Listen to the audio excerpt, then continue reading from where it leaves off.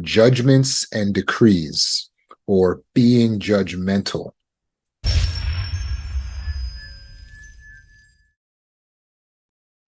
So I want you to picture in your mind this very strong man, okay? And this guy says, I can really trust my gut.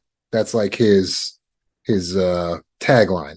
I have good instincts. I can really trust my gut.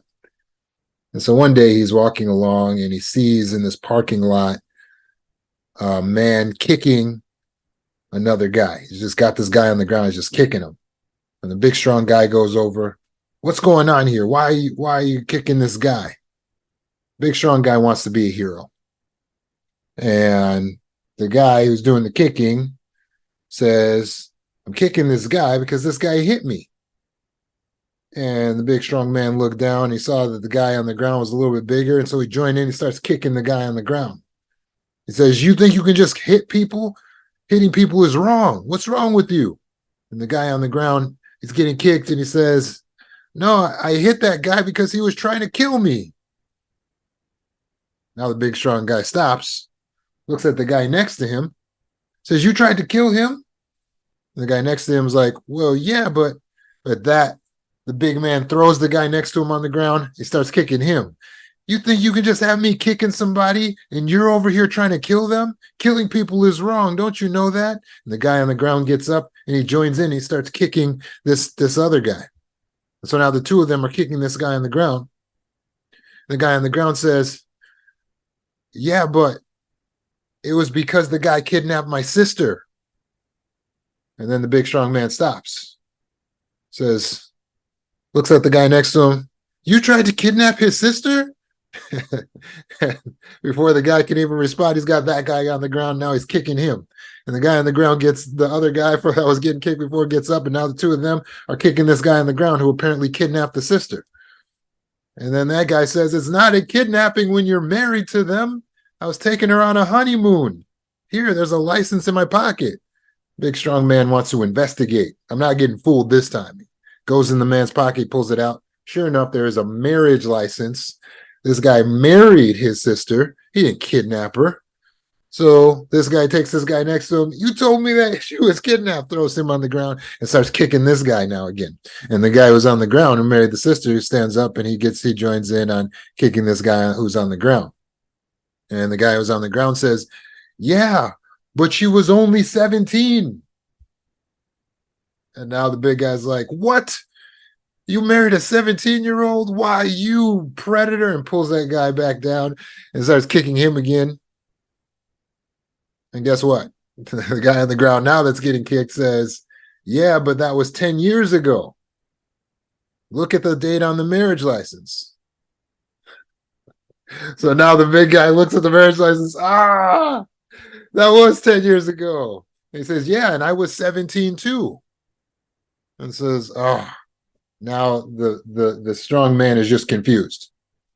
He doesn't know who he should be beating up, who he should be kicking. And he feels like he judged all the situation a little bit too soon.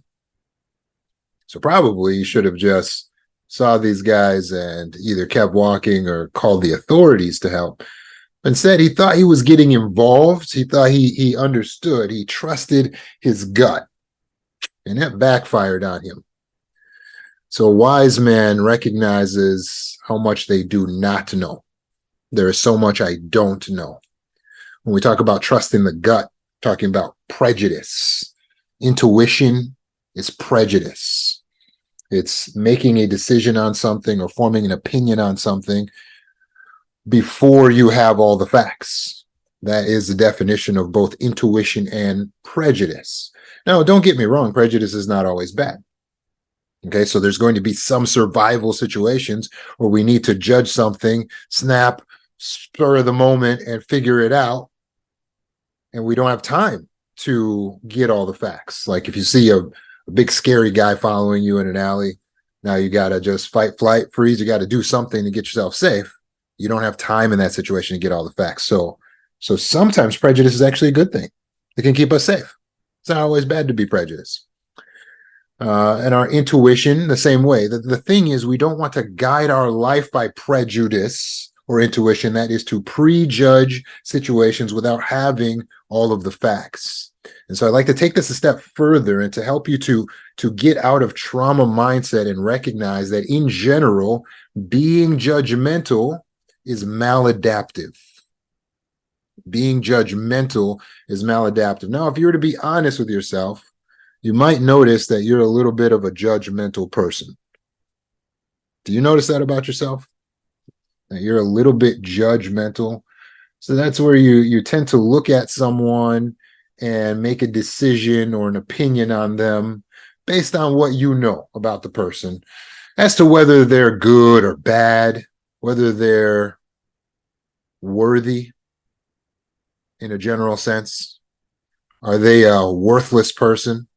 Right? And that's what a judgmental person is, someone who's making determinations on whether someone's worthwhile or not. But is that really what we as humans are best designed for? Are we supposed to be the judge of others? Well, the answer is no. Humans are not gods. We are kings and queens, but we're not gods. So we are not equipped to be able to properly judge other people. What are we lacking? We don't have the ability to read people's hearts. We don't have the ability to read their intentions. We don't have the ability to hear their thoughts. So therefore, we are actually not capable to judge perfectly or righteously. So why are trauma survivors so judgmental? Well, hypervigilance causes a trauma survivor to constantly be on alert. And so they're using their judgmentalness as a defense mechanism. And so they're in a heightened state of alertness, and they figure if they can just judge or assess situations quickly, they can protect themselves from perceived threats. They're afraid. They don't want to get hurt again. Trauma survivors struggle with control. And so they're trying to control things that they're not supposed to be controlling. And then they let things go that they are supposed to be controlling. So to cope with their traumatic past, they may attempt to regain some type of control over their lives. And by making judgments and arbitrary decrees, then they feel like that gives them a sense of control, even if it's an illusion. It makes them feel safer, more secure. Trauma survivors have difficulty trusting others. And so because someone has hurt them, or many people have hurt them, they say, well, I don't trust anyone. Or they may take a whole group of people, like, I don't trust any men, or I don't trust any women, or I don't trust any tall people, right? And then they take a trait and they say that anybody who has this trait, I don't trust anybody of that trait or from that country, right? But they're traumatized. And they're trying to figure out, how do I prevent this from happening to me again? But instead of fully processing, using their processing powers of discernment, they have now made an arbitrary judgment against all of a certain type of people, trying to keep themselves safe. Also, trauma survivors struggle with boundaries. So if you didn't have parents that helped you to learn how to set good boundaries and what you are the authority of, now you're struggling to really realize where your authority is. So you're setting big boundaries that are not reasonable, healthy boundaries, because you're trying to keep yourself safe. So this is where, again, we go to, I don't trust any humans. I don't like any humans. And then we only trust animals now, which even animals can't be trusted at all times, right? So these big boundaries don't really keep us safe. They just limit us. Because once we decide that we're going to cast off all people, now we can't have relationships. And if you can't have relationships, then that's going to limit you greatly in your life, because everything really comes through relationships, doesn't it? Anything you buy, sell, do, any advancement you make, it's all going to come through relationships. And your relationship skills, therefore, are a life skill. They will determine your quality of life. So once you limit yourself in your ability to have relationships, you diminish your quality of life. Also, those big feelings, emotional dysregulation is another reason why it's just easier for us to make arbitrary judgments so that we can attempt to control situations so we don't have those big, overwhelming emotions because we're afraid that we can't regulate ourselves. So when we analyze our reasons for being judgmental, it's understandable, but it is no longer excusable. Does that make sense? We can understand why we might have gotten into a habit of being judgmental or making arbitrary decrees, but it is mental illness. Mental illness is believing something that is untrue. And believing that you can judge people is untrue. That you can read their hearts, their minds, it's untrue. You are not God. You don't have those capabilities. You weren't endowed with those particular gifts. We have a lot of gifts as humans, and our intuition is a gift, meaning our prejudice is a gift, but it needs to be used properly, right? Just like your smoke detector in your house is used to let you know if there could be a potential fire because it's detecting the smoke, but you need to use it properly. You don't use the smoke detector for every issue in the house. Oh, I wonder if it's dirty. No, the smoke alarm's not going off. Oh, I wonder if it's too cold in here. Oh, the smoke alarm's not going off. That doesn't make sense, right? Likewise, we don't use the intuition or the prejudice for everyday life situations. We use them for immediate survival-based situations. That's when you need your intuition, your prejudice. Everyday life situations is not when we should rely on prejudice. Does that make sense? So for everyday life situations, dealing with your boss, dealing with your spouse, dealing with your mom, cousin, brothers, uncle, aunts, neighbors, what do we need to rely on? If not judgment, then what? Well, I introduced to you discernment. This is a gift that you have. You have the gift of discernment. Discernment is a divine gift that you have to implore wisdom. Discernment is different from judging. In fact, the definition of discernment is to perceive in the absence of judgment. To perceive in the absence of judgment. Here's how I want you to differentiate this so that you can learn how to use this gift. Discernment is learning to perceive something as being worthy or acceptable to have access to your resources. Discernment is judging if someone is appropriate or acceptable for you to have access, for them to have access to your resources. Does that make sense? Discernment is judging if a person is worthy of your resources to have access to you.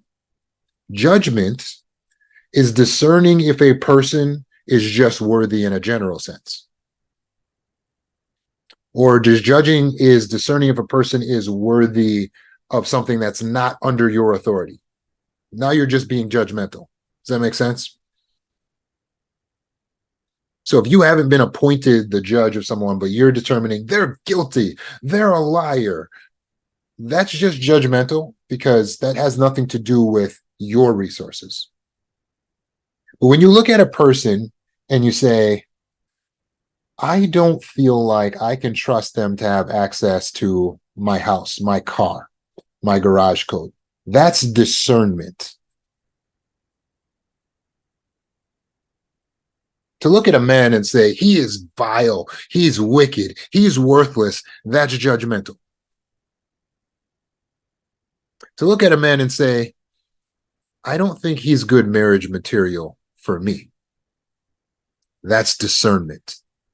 Do you see the difference? With discernment, we're ascertaining someone's worthiness to have access to our resources. That keeps us safe. Discernment is a gift. Discernment is a gift. Judgment is you stealing something that belongs to someone else because it's not for you to judge. Literally. It is not your job. So you're literally doing someone else's job. You cannot read hearts. You cannot read minds. You cannot read intentions.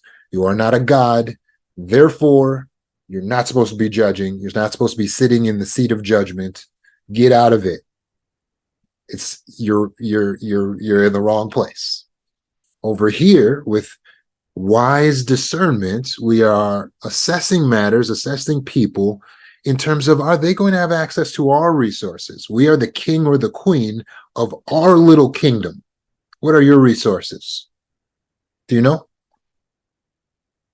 If you've taken the boundaries course and you've learned what your resources are, I have boundary school available on your dashboard in the Adapt program, or it's available in the TikTok series. So what are your resources? What are you supposed to be the king or the queen of? Here it comes for your notes.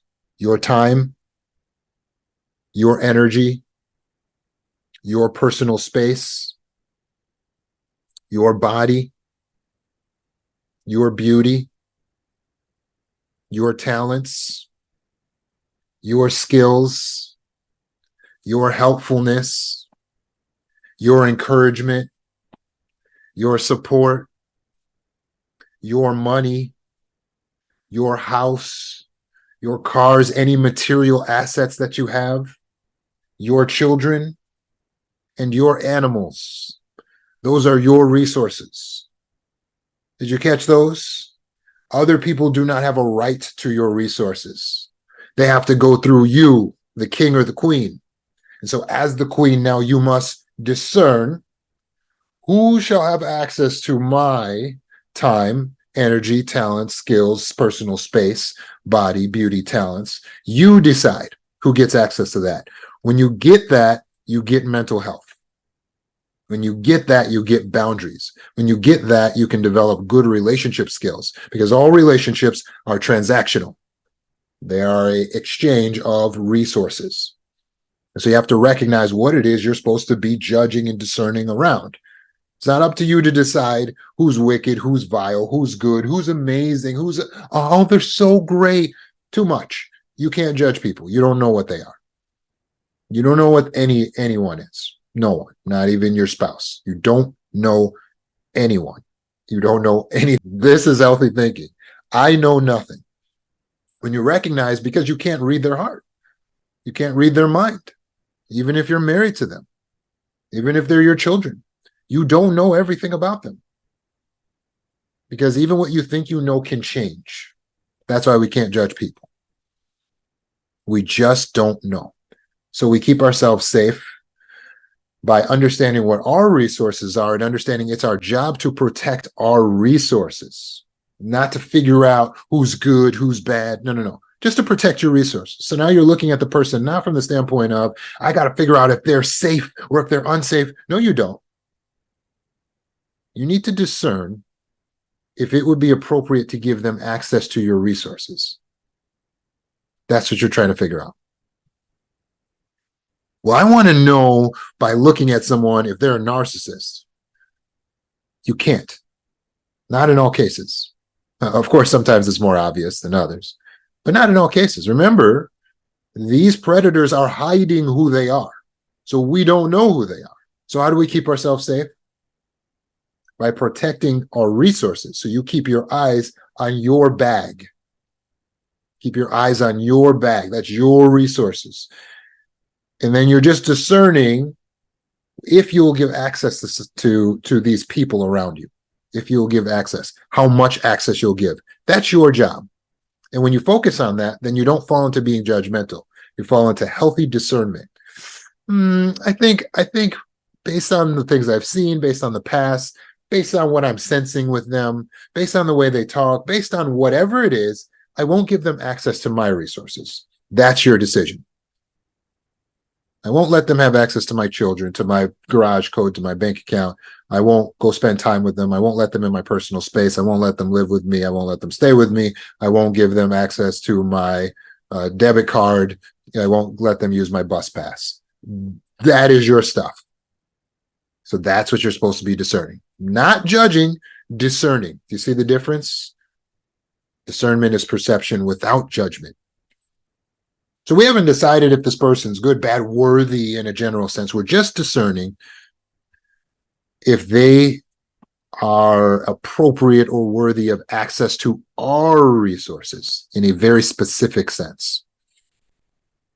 Often when we think about being judgmental, the problem is we're comparing ourselves to others. That needs to stop. Judgmental people are looking at life in a hierarchy, and they're like, me, I'm on top. I'm up here. That's going to rob you of your peace and your happiness. Don't compare yourself to others. Don't compare yourself. It's not our job to judge. We don't have the right to judge as mere humans. Being judgmental and making emotion or making decrees is one of the cognitive distortions that I've identified on our cognitive distortions chart. And so over the next several weeks on Mindset Monday, we're going to be going through one by one and dissecting each of these distortions as a part of a series called Healing the Mind. So under the category of being judgmental is blaming, which is a cognitive distortion. Blaming is a cognitive distortion where we think we know who's responsible and we point the finger. Along those lines, there's self-blame. So that's thinking that you are responsible or to blame for things that are really not totally in your control. Does that make sense? So blaming is cognitive distortion. It's mental illness. We got to root it out. Thinking that you're deserving of punishment or someone else is deserving of punishment. Again, this is judgmental. It's not your job to decide, oh, they need to be punished. They're not getting away with this. It's not your job. You're not all powerful. You can't read the heart. You can't read the mind. So you can't walk around trying to decide who's going to get punished. It's not your job. You focus on your back, your resources. Deciding that you need to continue to feel guilty or face retribution beyond what's healthy. Now you're going outside of your natural bounds. This is now becoming judgmental. You're overly judging the self. So we have our natural system of guilt that's aligned with our values. It kicks in naturally and automatically. When you do something that violates your own values, you will feel guilt. The cortisol will drop into the bloodstream and you will suffer. That is sufficient. You don't need to just keep yourself. No, I can't let this go. I am so wrong for what I've done. I must continue to suffer. You're taking it too far. It's mental illness. It's cognitive distortion. It's cognitive distortion. Healthy guilt is acceptable. Shame, toxic shame is I am wrong. That's judgment. It's unacceptable. Healthy guilt is what I did was wrong. What I did was not worthy of the person I want to be. Not, I'm not worthy. That's toxic shame. It's unacceptable. It's a judgment. And it's cognitive distortion, so we have to root it out. Expecting good for the good that you give, cognitive distortion. Sorry. A lot of us fall into this.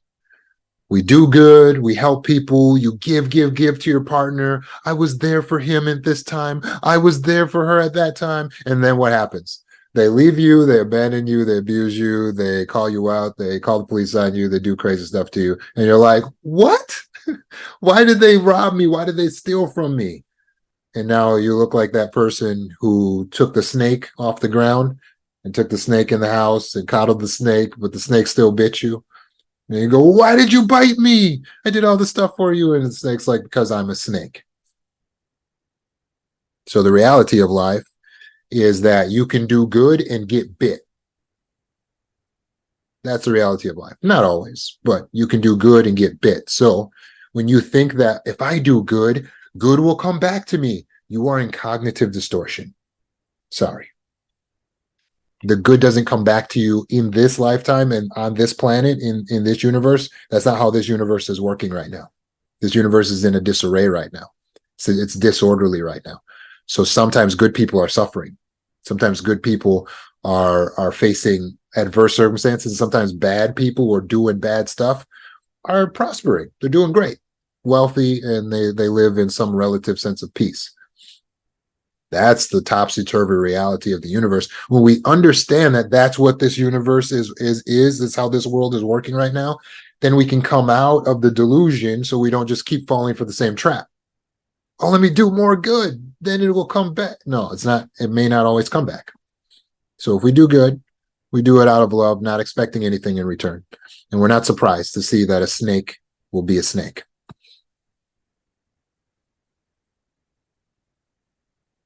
I feel, so therefore it must be true. This is cognitive distortion. Feelings are facts. Feelings are not facts. It's a fact that you have a feeling, but the feeling itself isn't a fact. So like, oh, I feel like my spouse is cheating on me. That doesn't mean they are.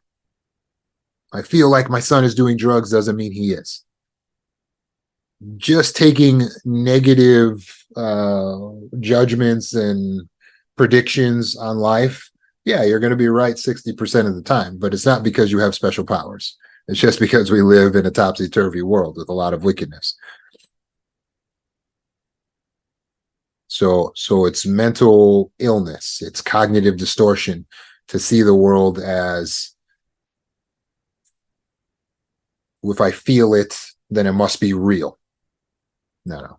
Our feelings are based on our personal perceptions. That's where our feelings come from. They're based on our subconscious perceptions. That's all. It's not deeper than that. So what's the cure for these cognitive distortions? What's the cure for being judgmental? Well, we have to recognize the limits of our authority and the limits of what we control. Because you do have authority, but your authority is just over your resources. And you can control some things, but mostly you control your own actions. There's a man and woman, they lived in the neighborhood for a long time, and they had a big picture window, and they could see their neighbor's house. And this new couple moved in right next door, and the wife would look at the woman next door hanging her laundry. It was so weird because her laundry looked dirty, and the wife would say to her husband, you know, their laundry looks kind of dirty. And the next day she would see the same thing. The woman's hanging her laundry. The laundry looked dingy. It was dirty. And she said to her husband, her laundry doesn't look very clean. I don't know if she knows what she's doing. And then the next day she's hanging her laundry, and the wife says, you know, that laundry that she hangs is not clean. This woman over there is hanging dirty laundry. But the next morning, when his wife went to the picture window, she saw the woman across the street hanging laundry, but this time the laundry was sparkling clean. And she said to her husband, well, it looks like she finally learned how to clean her laundry. And the husband said, no, actually, I just cleaned the window yesterday. The woman thought that she understood what was going on, but she was looking through a dirty window. And this is what can happen when we're judging others. We think we see things the way they really are, but really it's our window that needs to be cleaned. As humans, admittedly, we can project sometimes. We can project. Like this one kid, he was in school. He said to the teacher, he was in the South, he had Southern, he said to the teacher, there's something that just stinks. It's rank in here. And the teacher's like, sit down, please don't make an interruption. The kid got back up, said, somebody over here is stinking, teacher. And you know what he realized? It was the pomade he had put in his hair that morning. It was like rancid. It smelled horrible. He was the one who stunk, but he thought it had to be someone else. Don't fall into that trap. Like Jesus said, don't judge the person with the straw in their eye when you have a rafter in your own eye. Don't fall into that trap. We can do that by not being judgmental. Let's just not judge. Let's not assume that we understand, that we know, because sometimes our window is dirty. So let's cure this right now by doing a meditation. And if you meditate on a regular basis, you can heal yourself from being a judgmental person. You can become more discerning. If you meditate, you can become more discerning. So let's do a meditation together. If you want to close your eyes, you can. Just kind of relax for a moment. And so what I want you to focus on is a principle that I learned as a child from reading the Bible. It is, you will be judged as you judge others. And as you forgive others, that's how you'll be forgiven. So I want you to think about that for a moment. Just meditate on it. You'll be judged as you judge others. So now what does that mean for you? For instance, if you want to not be judged harshly, then how should you judge others? If you want to not be judged harshly, then how should you judge others? Think about it. Does it come to your mind that you could avoid being judged harshly if you don't judge others harshly? If you don't judge, then maybe you won't be judged. And when we think about someone like God judging us, he knows everything, right? So now if we don't put that type of judgment on others, then maybe we'll receive mercy as well.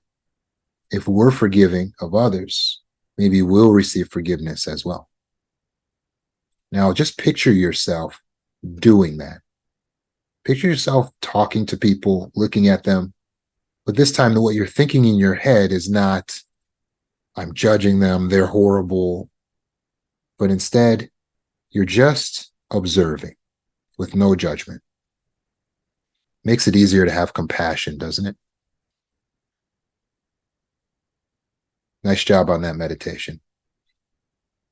It's good to reflect on the benefits of being non-judgmental.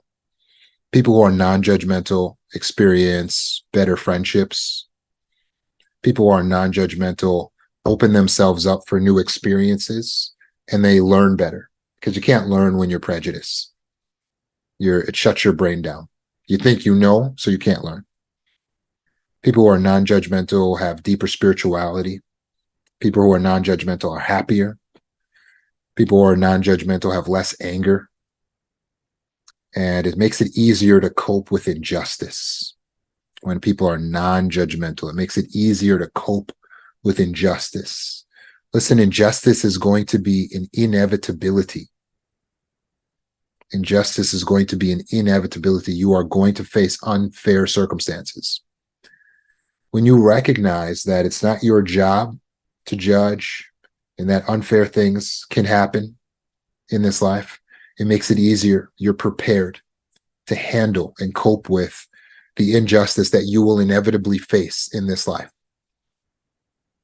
So take this peace that you feel right now and expand on it by meditating each day, by recognizing the world as it really is, and making it your determination to be discerning, but to remain non-judgmental.